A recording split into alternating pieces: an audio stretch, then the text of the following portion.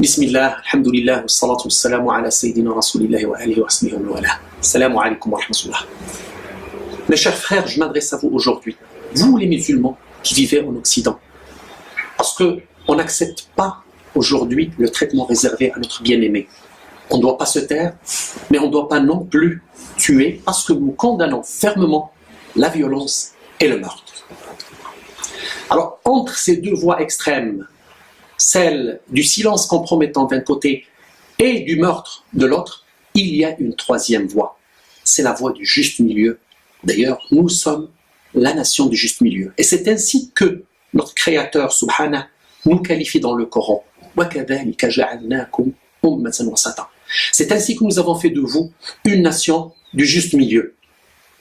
Alors, cette troisième voie, c'est celle qui nous pousse à faire connaître ce prophète.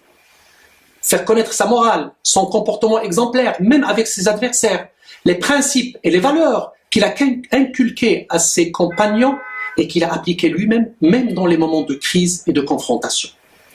Mais vous allez me dire que c'est très difficile et que tout le monde n'est pas habilité à en parler et qu'aujourd'hui l'Occident n'est pas prêt à nous écouter.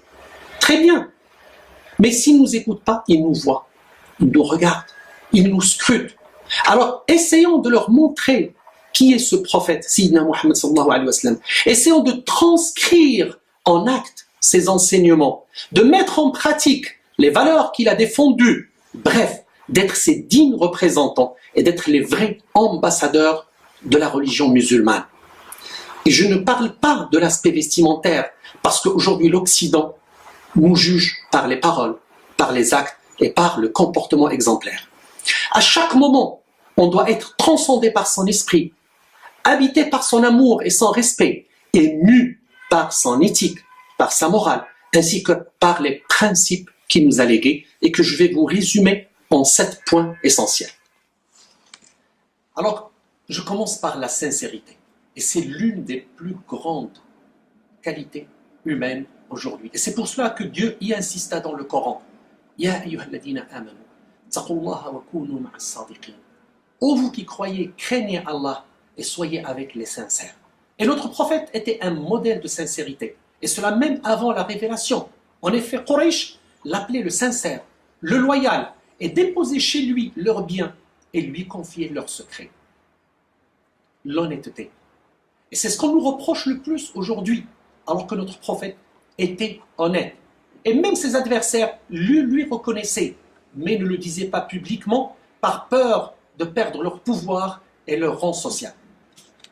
Abu Jahl, l'homme qui avait le plus d'aversion pour le prophète, rencontra un jour Al-Akhnas ibn Shariq, qui lui dit « Abu Jahl, nous sommes seuls aujourd'hui et je voudrais te questionner au sujet de Mohammed. Est-il véridique ou menteur ?» Et là, Abu Jahl lui dit « Je jure que Mohammed est véridique. Il n'a jamais menti. Seulement, si les Banu Qusay s'attribuent l'étendard, la distribution d'eau, la protection de la Kaaba et la prophétie, eh bien que nous reste-t-il ?» Le troisième principe, c'est la modération et le juste milieu. Le prophète sallallahu alayhi wa sallam savait concilier entre les aspirations spirituelles et matérielles de l'homme. Et cela, selon les paroles d'Allah, وَابْتَغِي فِيمَا آتَاكَ اللَّهُ الدَّارَ الْآخِرَةَ وَلَا تَنْسَ نَصِيبَكَ مِنَ الدُّنْيَا. Vise à travers ce que Dieu t'a donné, la demeure dernière, sans oublier ta part dans cette vie. Un jour, 3 hommes vinrent questionner les épouses du prophète sallallahu alayhi wa sallam au sujet de la description de son adoration.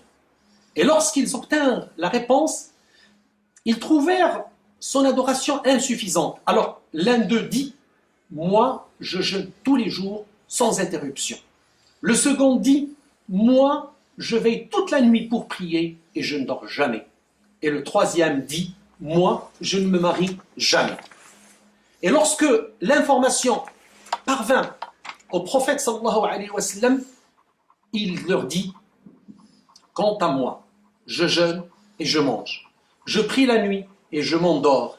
Et je me marie avec les femmes. Et celui qui s'écarte de ma tradition ne fait point partie des miens. » La politesse. Le prophète sallallahu alayhi wa sallam était très poli et avait une moralité exemplaire. D'ailleurs, son créateur le qualifia ainsi.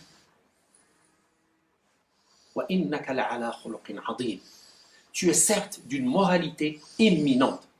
Il était très poli, aussi bien avec ses compagnons qu'avec ses serviteurs, qu'avec les petits-enfants. Justice et équité.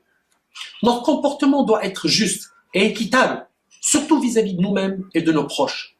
Le prophète sallallahu alayhi wa sallam fut ainsi, et il disait « Ceux d'antan ont péri, car ils renonçaient à punir le noble lorsqu'il volait, alors qu'ils s'empressaient de sanctionner le misérable s'il volait. » Et il dit « Je jure que si ma fille Fatima s'avérait être voleuse, de lui couper la main moi-même. » En islam, il n'y a ni favoritisme, ni corruption, ni complaisance.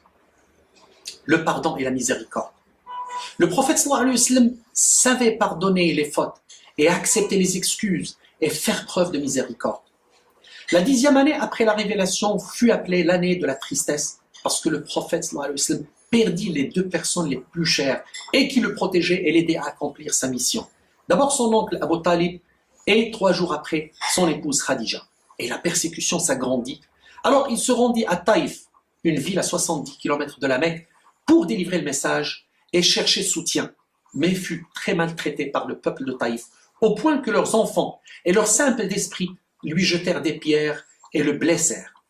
Et quand il quitta le village, l'ange Gabriel vint le voir et dit « Ô prophète, l'ange des montagnes est là, et si vous lui donnez l'ordre, il va les ensevelir. » Mais il répondit par sa miséricorde « Non, je prie Dieu de sortir de ce peuple-là des gens qui l'adorent et qui reconnaissent son unicité. » Une deuxième histoire qui est très très intéressante, c'est que la 8e année après l'émigration à Médine, le prophète sallallahu alayhi wa sallam décida d'ouvrir la Mecque à la tête de 10 000 compagnons, ce qu'il fit sans résistance.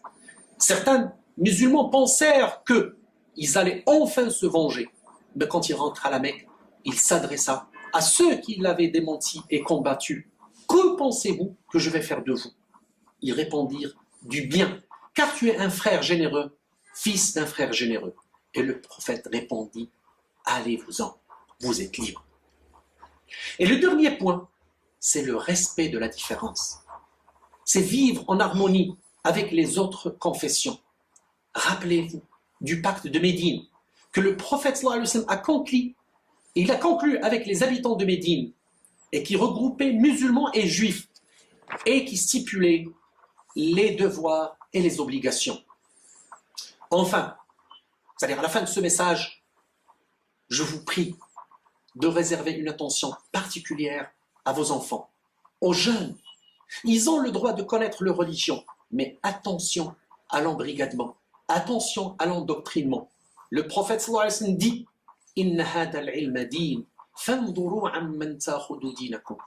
cette science est une religion.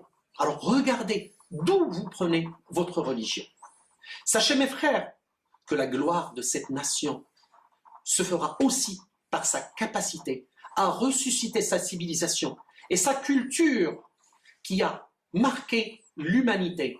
Et donc, on doit lutter contre l'ignorance, surtout que le premier message de la révélation fut « Apprends et qara ». Donc, on fait hifdillahi wa ri'ayati.